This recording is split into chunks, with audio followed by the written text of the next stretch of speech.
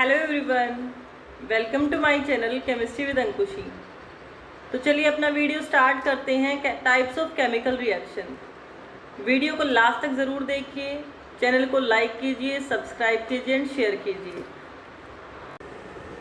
तो चलिए स्टार्ट करते हैं अपना टाइप्स ऑफ केमिकल रिएक्शन, जो हमारा टॉपिक है।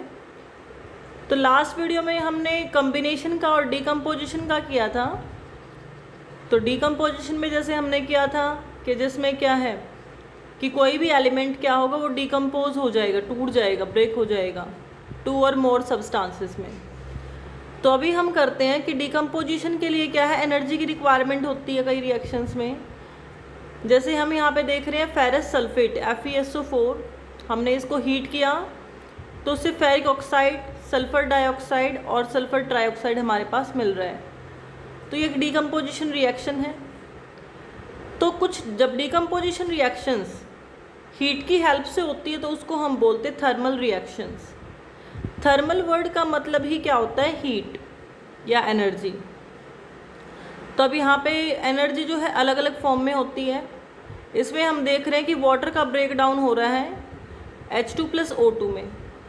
तो यहाँ पे ध्यान रखना है कि जो हमारा डिस्टिल्ड वाटर है वो ब्रेक नहीं होता है, हम सॉल्टी या एसिडिफाइड वाटर लेंगे, क्योंकि ये क्वेश्चन हमारा सेकंड चैप्टर में भी आता है और मोस्ट इम्पॉर्टेंट क्वेश्चन है that why distilled water do not conduct electricity whereas rain water does.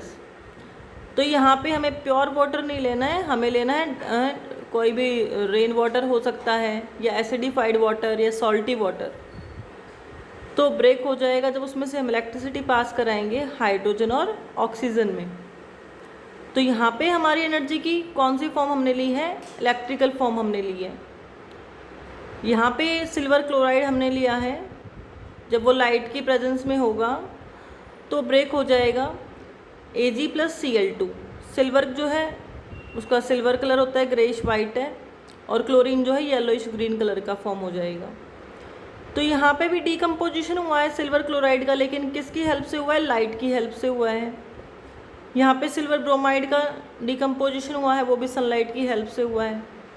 तो ये जो डिकम्पोजिशन है इसमें क्या है, एनर्जी यूज़ की जा रही है। कहीं पे हम हीट की फॉर्म में एनर्जी यूज़ कर रहे हैं, कहीं पे हम इलेक्ट्रिसिटी की फॉर्म में कर रहे हैं, कहीं पर हम लाइट की फॉर्म में कर रहे हैं। तो इस टॉपिक से ये क्वेश्चन भी काफ़ी इंपॉर्टेंट रहता है कि जिसमें हमें डिकम्पोजिशन रिएक्शन के एग्जाम्पल बताने होते हैं, और उसमें हम क्या करते हैं कि क्वेश्चन आता है कि give example of decomposition reaction where sunlight is used, or they may ask that where electricity is used, they may ask that where heat is used to decompose, right? तो डिकम्पोजिशन रिएक्शन है जिसमें हम energy को use कर रहे हैं। After that हम अलग से करेंगे एंडोथर्मिक एक्सोथर्मिक रिएक्शंस के बारे में भी हम बात करेंगे। उसके बाद है डिस्प्लेसमेंट रिएक्शन, जो हमारा नेक्स्ट टाइप है। तो व्हाट आर डिस्प्लेसमेंट रिएक्शन, यहाँ पे भी हमें नेम से ही इसको समझना है। डिस्प्लेस मीन्स प्लेस से उसको रिमूव कर देना, हटा देना उसकी प्लेस से। तो बहुत ही कॉमन बात है कि कौन किसको डिस्प्लेस करेगा। अब जिसमें ज़्यादा जो रिएक्टिव होगा वो क्या करेगा, लेस रिएक्टिव को उसकी प्लेस से क्या कर देगा, डिस्प्लेस कर देगा। So those reactions in which more reactive element displace the less reactive element and will take its position, so that is displacement reaction. तो अभी कैसे पता लगेगा कि कौन किसको डिस्प्लेस करेगा, उसके लिए हमें रिएक्टिविटी सीरीज़ का पता होना चाहिए। तो यहाँ पे रिएक्टिविटी सीरीज़ गिवन है कि ये एलिमेंट्स जो हैं, अपर एलिमेंट्स ज़्यादा रिएक्टिव हैं, और जैसे जैसे हम डाउन में जाएंगे रिएक्टिविटी डिक्रीज़ होती जाएगी। ठीक है, तो अब ये सारे एलिमेंट्स को लर्न करना थोड़ा मुश्किल होता है, तो इसके लिए एक ट्रिक होती है जिसमें हम एक शॉर्ट ट्रिक फॉलो करते हैं, जिसमें हम क्या करेंगे, इसको ईजिली लर्न कर सकते हैं। तो ट्रिक मैं आपको बताती हूँ। तो जो स्टूडेंट्स इसको डायरेक्ट लर्न कर सकते हैं वो बेटर है, अगर नहीं आपको डिफ़िकल्टी हो रही है तो आप ट्रिक से भी फॉलो कर सकते हैं। लाइक केदार, नाथ, का, माली, आलू ज़रा फीके से पकाता है, कौन है आगे आओ। तो केदार में K फॉर केदार, नाथ के लिए Na, इसमें हम का के लिए Ca यूज़ करेंगे, माली के लिए Mg, आलू के लिए हम Al यूज़ कर रहे हैं, ज़रा के लिए हम Zn, फीके वर्ड के लिए हम Fe, से Sn, पकाता के लिए हम Pb यूज़ कर रहे हैं और है के लिए H। ठीक है, तो केदार, नाथ, का, माली, आलू, ज़रा, फीके, से, पकाता है, कौन है, आगे आओ। तो पोटाशियम सबसे ज़्यादा रिएक्टिव है, आफ्टर दैट सोडियम, उसके बाद calcium, magnesium, aluminium, zinc, iron, tin, lead के लिए Pb सिंबल होता है, हाइड्रोजन, कॉपर, मरकरी के लिए Hg, silver, gold and then platinum. तो सबसे ज़्यादा जो रिएक्टिव है वो हमारे सोडियम, पोटाशियम, कैल्शियम है, और जो लीस्ट रिएक्टिव में आते हैं वो हमारे क्या हैं, गोल्ड, सिल्वर और प्लेटिनम। ये लीस्ट रिएक्टिव मेटल है। तो ये भी एक इम्पॉर्टेंट क्वेश्चन बनता है जो हमारे नेक्स्ट चैप्टर में आता है कि लीस्ट रिएक्टिव एलिमेंट कौन से हैं, तो वो क्या है, गोल्ड, सिल्वर और प्लेटिनम। तो अभी जो एलिमेंट ज़्यादा रिएक्टिव हो वो क्या करेंगे, लीस्ट रिएक्टिव एलिमेंट को उसकी पोजीशन से रिमूव कर देंगे। जैसे अब यहाँ पे रिएक्शन देखिए, जिंक को हमने कॉपर सल्फेट के सॉल्यूशन में डाल दिया, तो अभी देखो यहाँ पे जिंक यहाँ पे है और कॉपर कहाँ है, डाउन में लाई करता है। तो जिंक जो है वो कॉपर से ज़्यादा रिएक्टिव है क्योंकि ये रिएक्टिविटी सीरीज़ में क्या है, इसके अबव है। तो जिंक क्या करेगा, कॉपर को इसकी पोजीशन से रिमूव कर देगा, इसके सॉल्ट सॉल्यूशन से डिस्प्लेस कर देगा और इसकी पोजीशन पे खुद आ जाएगा। तो क्या फॉर्म कर देगा, जिंक सल्फेट, और कॉपर को वहाँ से डिस्प्लेस कर दिया। So this is a displacement reaction. Copper sulphate का कलर ब्लू होता है और रिएक्शन के बाद हमें कैसा कलर मिलेगा सॉल्यूशन का, it will be colourless due to the formation of zinc sulphate, right.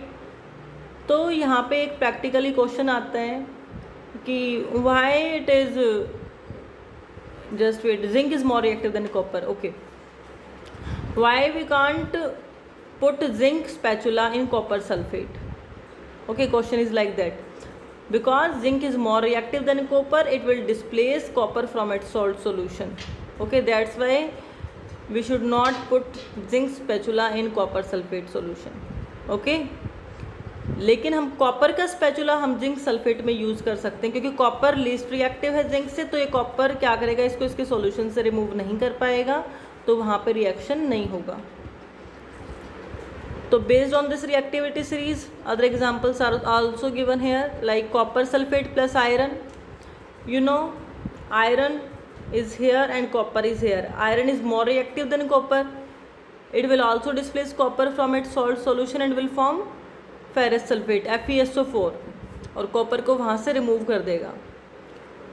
तो आयरन का कलर ग्रे है और जब आयरन सल्फेट बन जाएगा तो हमारा ग्रीनिश कलर का हमें सॉल्यूशन मिल जाएगा और कॉपर रेड ब्राउन का वहाँ से अलग हो जाएगा।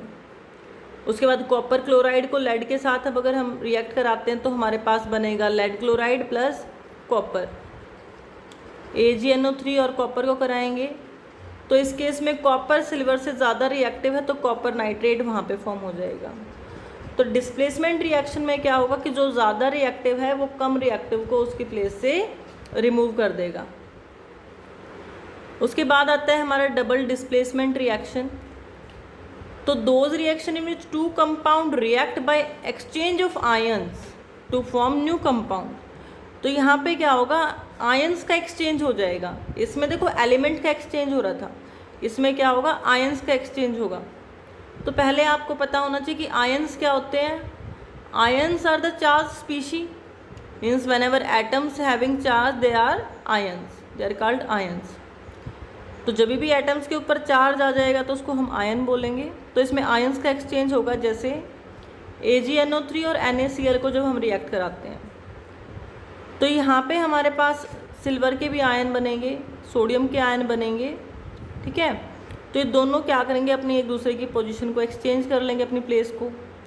हमारे पास क्या बन जाएगा, AgCl और सोडियम नाइट्राइड NaNO3, ठीक है। तो यहाँ पे क्या हुआ कि आयन से हमने पोजीशन को एक्सचेंज कर लिया। तो ये कैसी रिएक्शन है, this is double displacement reaction. इसके बाद बैरियम क्लोराइड और सोडियम सल्फेट हमने लिया है। तो यहाँ पे क्या किया कि बैरियम ने और सोडियम आयंस ने अपनी पोजीशन को एक्सचेंज कर लिया और क्या फॉर्म कर दिया, barium sulphate plus sodium chloride. यहाँ पे ये एरो थोड़ा गलत लग गया, यहाँ पे प्लस आएगा क्योंकि प्रोडक्ट हमारे पास क्या बने हैं, बैरियम सल्फेट और सोडियम क्लोराइड। बैरियम सल्फेट के हमारे पास वाइट पीपीटी बनते हैं। पीपीटी क्या होते हैं, प्रेसिपिटेट। जो इनसोल्यूबल सब्सटेंस फॉर्म होता है रिएक्शन के अंदर उसको बोला जाता है प्रेसिपिटेट।